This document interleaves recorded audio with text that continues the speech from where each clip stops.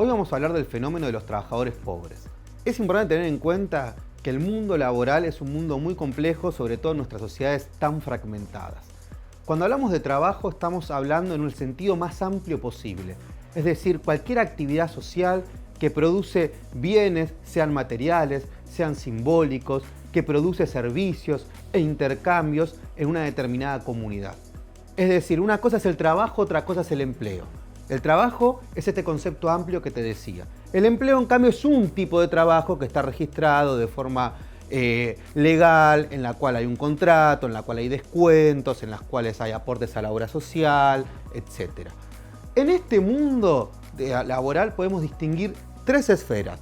La primera es la que te decía recién, es decir, el trabajo como empleo registrado formal. La segunda es lo que se conoce como el empleo informal, es decir, aquellos trabajadores que están lo que comúnmente decimos en negro.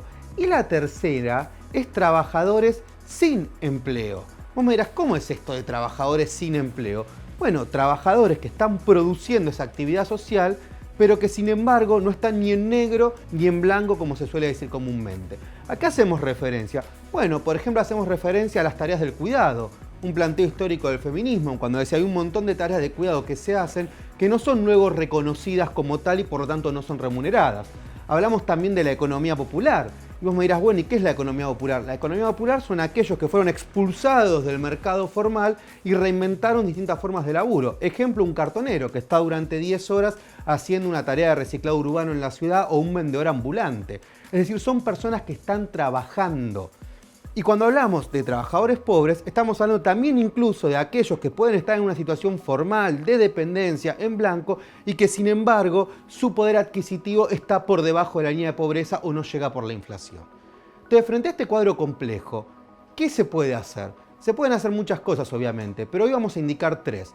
La primera es reconocer todas las formas de trabajo. Reconocerlas significa que el Estado las institucionalice, las formalice y le dé los derechos correspondientes. La segunda se refiere a no naturalizar ningún tipo de situación de precarización o situación de terciarización o situación de autoexplotación, algo que es muy común. Con esta idea de ser emprendedores, muchas veces lo que se hace es ocultar que en realidad hay una relación de dependencia. Y la tercera es pensar cuáles son los nuevos derechos colectivos, es decir, cómo se pueden seguir ampliando los derechos, los trabajadores y las trabajadoras. En el siglo XX, por ejemplo, uno de los grandes temas fue las vacaciones, la jornada de 8 horas. Bueno, tenemos que pensar también en el siglo XXI cuáles van a ser esas grandes demandas.